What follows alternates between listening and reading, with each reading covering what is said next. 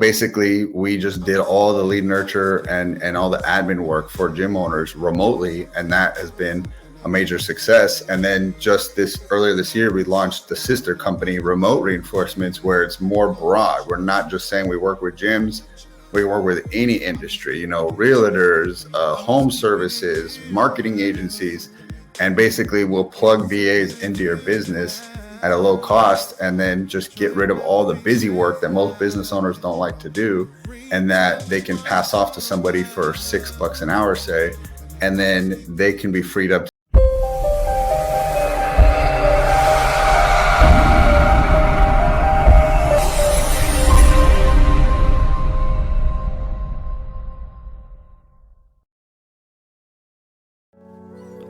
This episode is brought to you by the best AI software online called Goody. That's Goody. Goody will help you create all content for your blogs, websites, newsletters, articles, ads, and even pictures, LinkedIn posts, Twitter, you name it. All you got to do is go to lopazthesane.com/Goody. That's Goody. And the best part about Goody is absolutely free. That's right. It's free for the first 7 days. You can cancel at any time. Goody will help you create all your contents for your blogs and websites online. And it's 100% absolutely free, full access for the first 7 days. All you got to do is go to my website. That's lopazthesane.com/Goody. That's Goody. Or just click the link in the show notes and get started today. Welcome to another episode of the Online Marketing Secrets Podcast. I'm your host, Lopaze. So like and share this episode.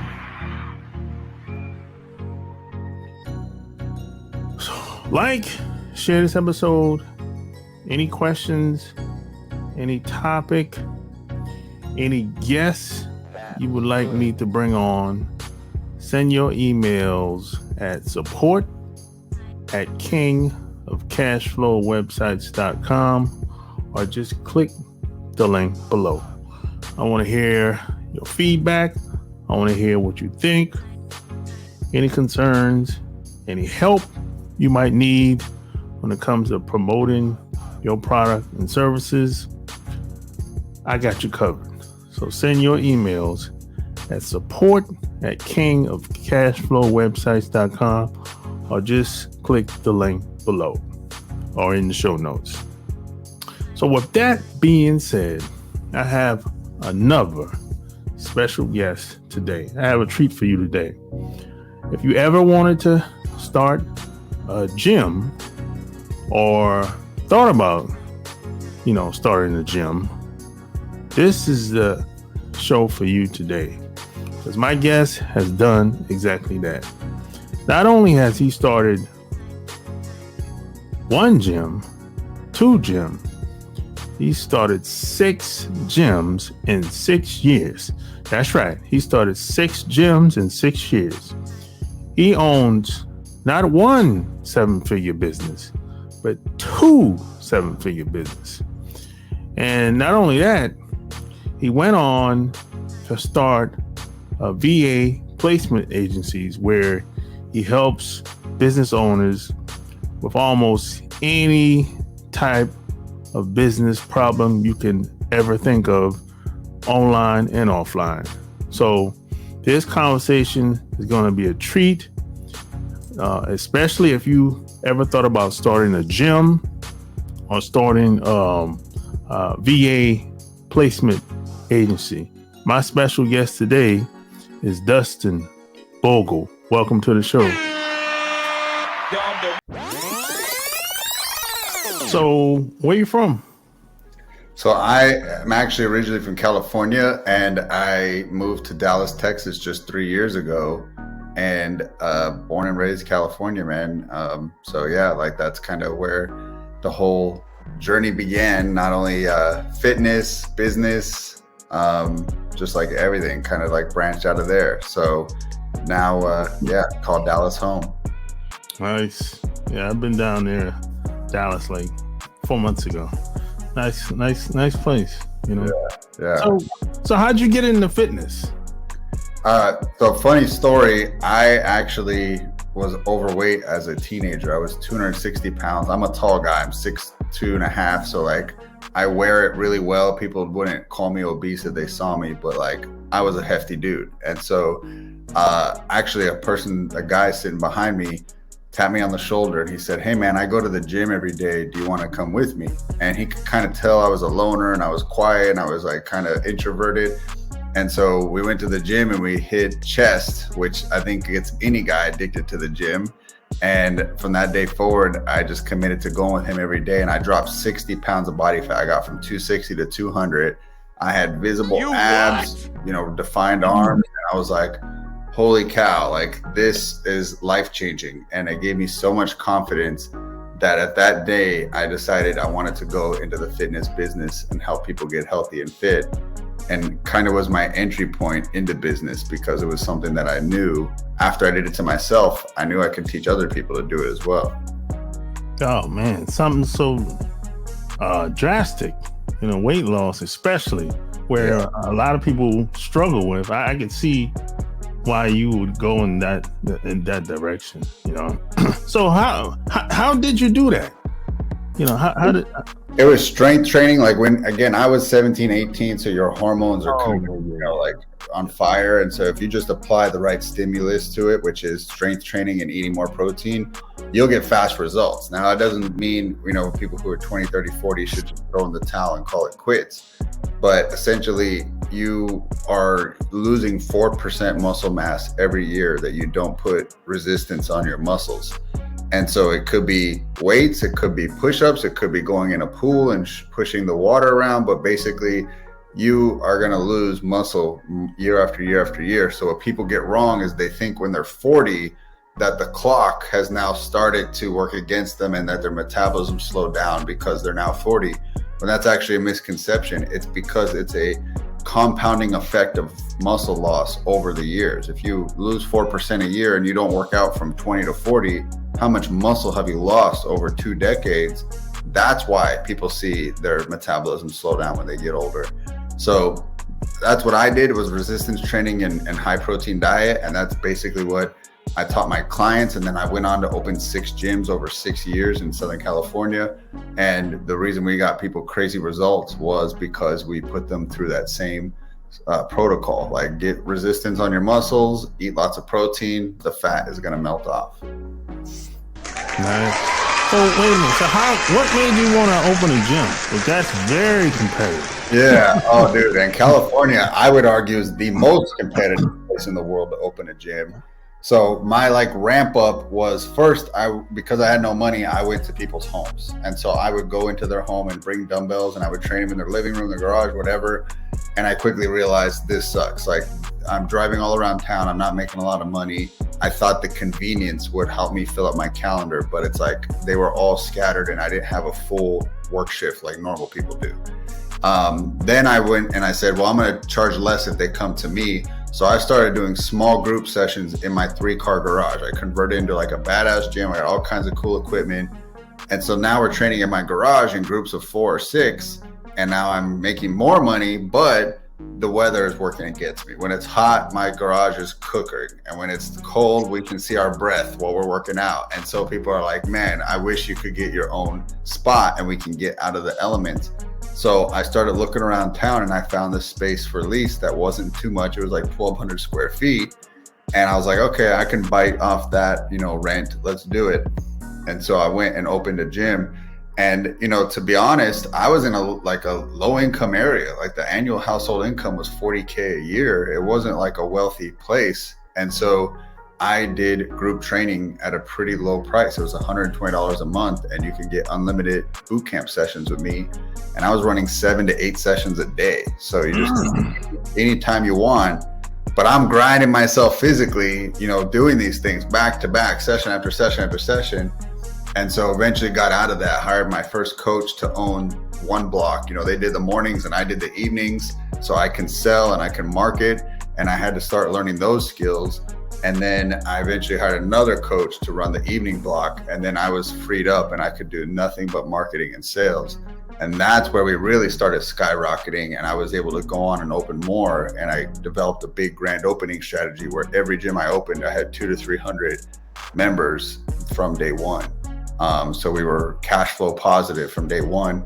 And it was all because, again, what I learned from marketing. Yeah, man. Because there's gyms everywhere. You got the LA Fitness, the the regulars, and then you got the local Planet Fitness, like 24 hours. There's a million of them.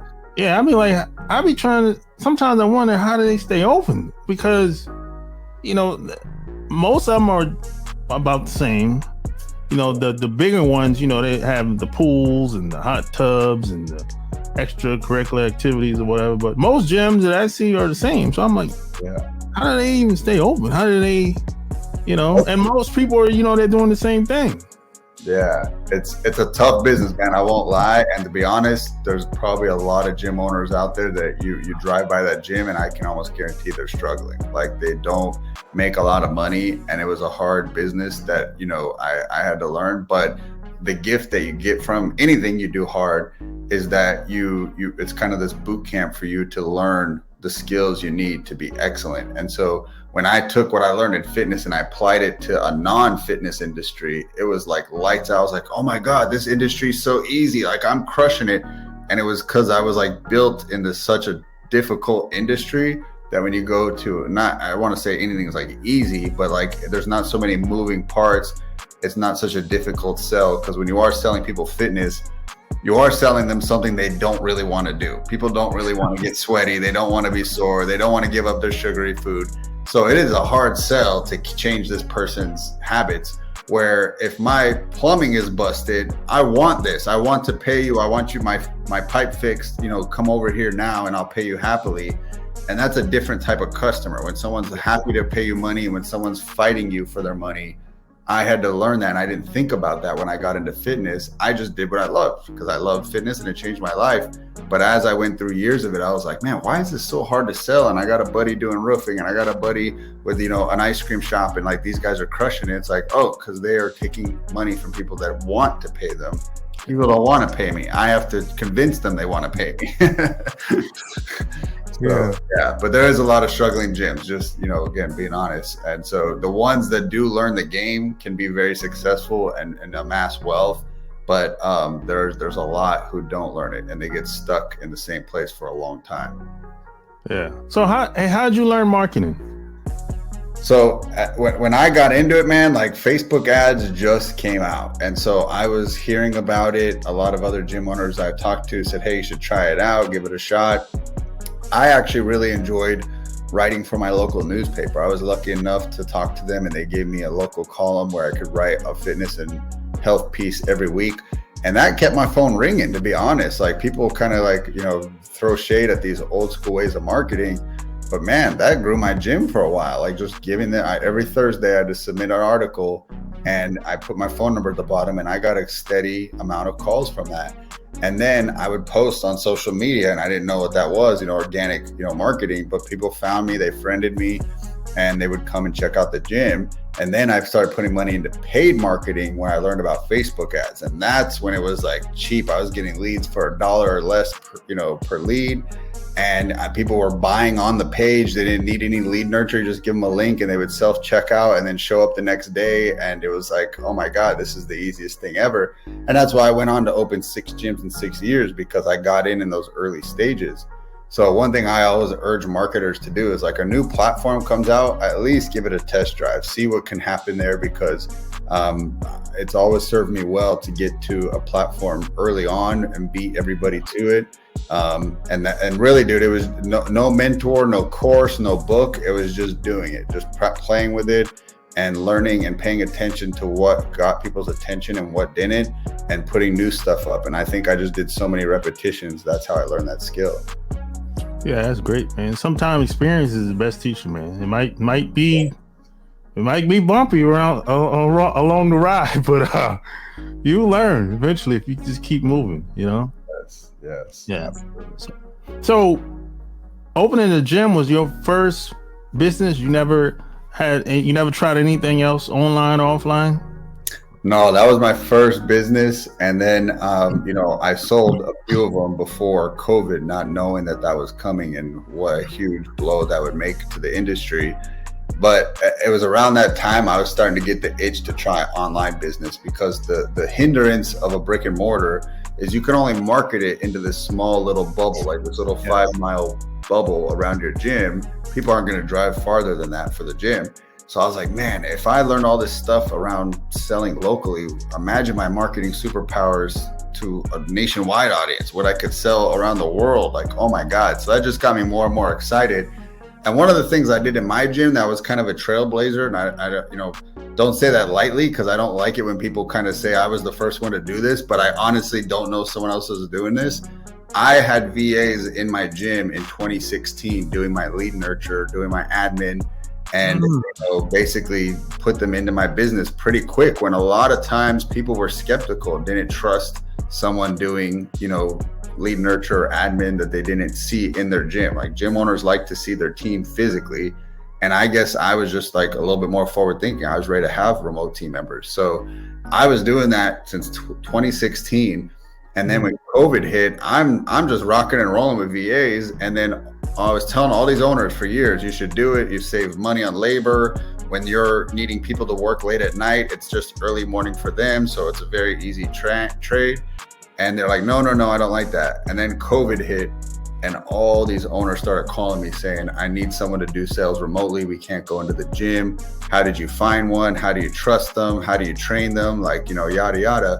And that's where I saw the opportunity to turn it into a done for you service. And I said, hey, we'll do it. I've already been doing it for 4 years. Let me recruit the people. Let me train them on sales. Let me teach them how to run your CRM. And so we launched a company called Gym Reinforcements that just celebrated 3 years of operation in December. And, basically we just did all the lead nurture and all the admin work for gym owners remotely. And that has been a major success. And then just earlier this year, we launched the sister company, Remote Reinforcements, where it's more broad. We're not just saying we work with gyms. We work with any industry, realtors, home services, marketing agencies, and basically we'll plug VAs into your business at a low cost, and then just get rid of all the busy work that most business owners don't like to do, and that they can pass off to somebody for $6 an hour, say, and then they can be freed up to do the stuff they most love to do. So yeah, that's kind of that switch over from like, how do you go from 6 gyms and brick and mortar to having an online business? I think the great shakeup was definitely COVID. It was on my mind already, but like that really made me take action on it, was that I wanted to go online and not be held back by a government agency that can, shut down my brick and mortar business. Yeah, that's a very unique approach, because, I've been to a lot of gyms, and most of the time, if it's a small gym, you're going to see either the owner or a family member or somebody like that. You usually don't see nobody that they hired. So yeah, that's you. I think you were ahead of the curve, especially during the pandemic time, because, man, some of these gyms shut down, they never open back up. Oh shit! Yeah, actually, there's a pretty big company in the fitness industry called IHRSA, IHRSA, and IHRSA basically did a study, and they found that 30% of gyms across the country shut down or never reopened. That's huge. Like 1/3 of our industry just closed for good because of COVID. So again, some people survived it, which is good, because they got more market share. Like all the members at those gyms now need a new gym, and they went to the ones that are still standing. But sadly, I mean, the people that like lost their savings, or that was their income, and like they all had to kind of reshuffle. They had to find a new place to kind of, evolve into and start their next chapter. Yeah. So what gave you the confidence to be like, hey, I'm going to help other people do the same thing that I did? Because it's one thing, it's one thing for you to do your own thing, have your own success. but it's another thing to show somebody else something. But some people are not that open to the ideas that you might have. Some people might say it's a little radical, it's too much, it's too bold. So how was that transition?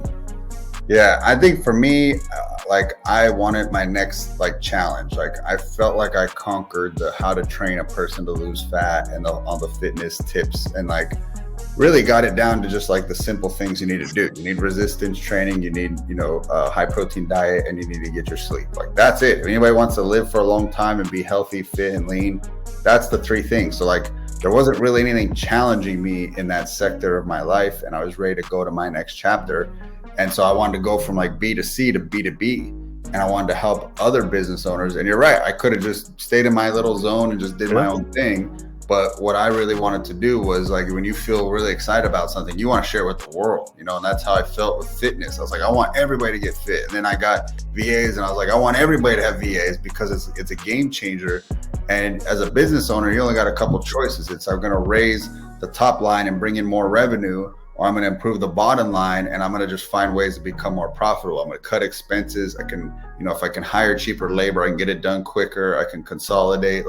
What can I do so that I don't have to always chase more and more revenue? How can I maneuver things with our expense sheet?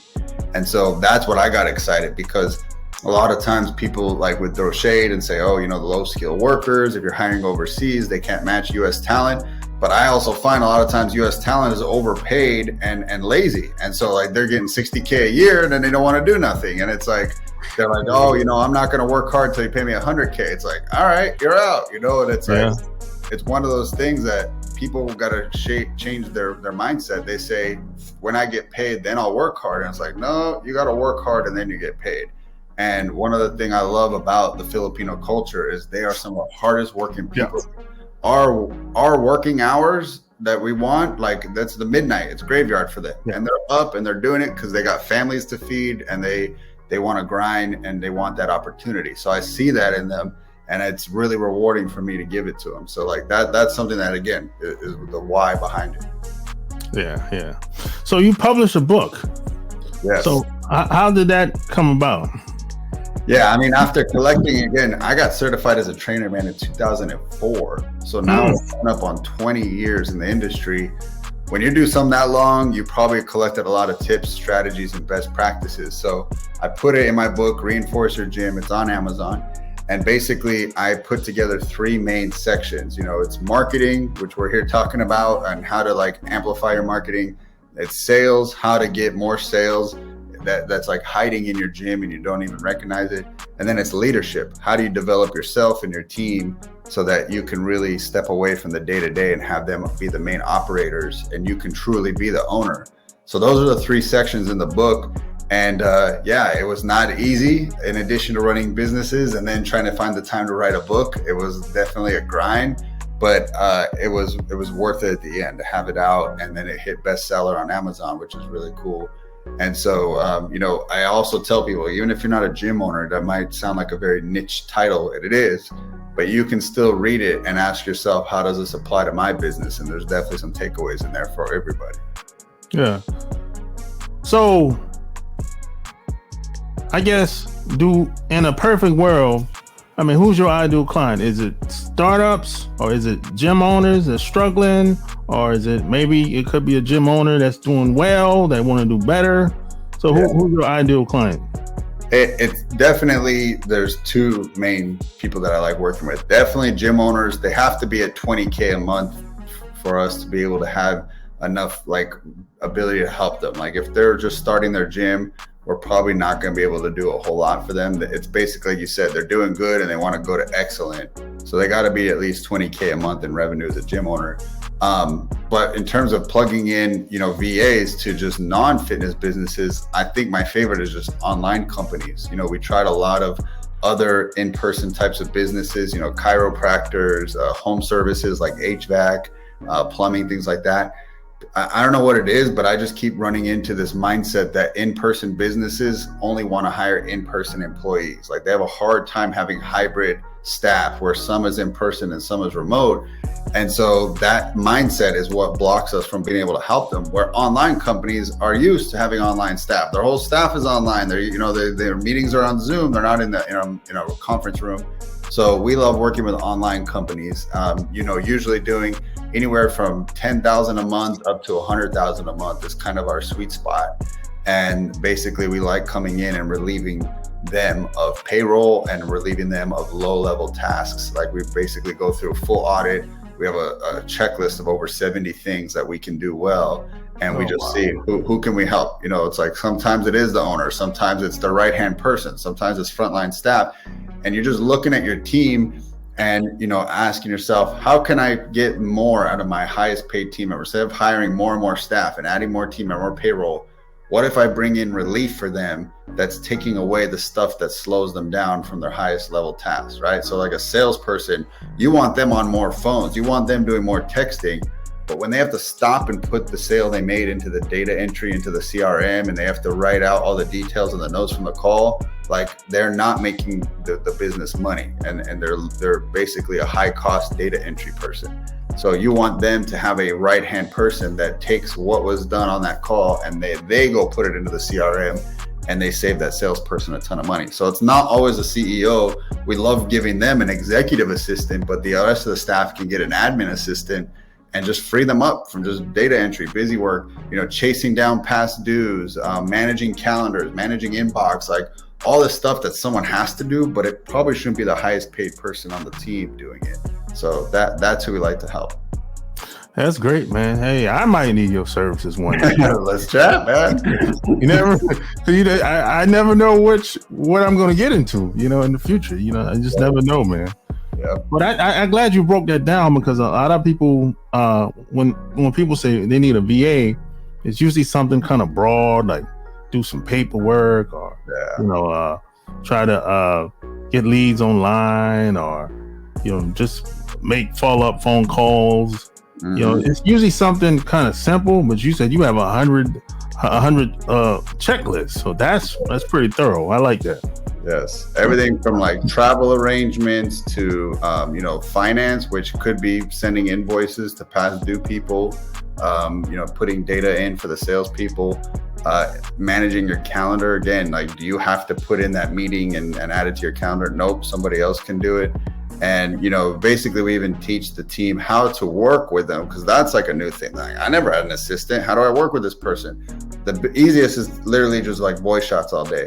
Hey, could you set up a meeting with so-and-so on Thursday at 2? Like, done. Like now that's going to get done.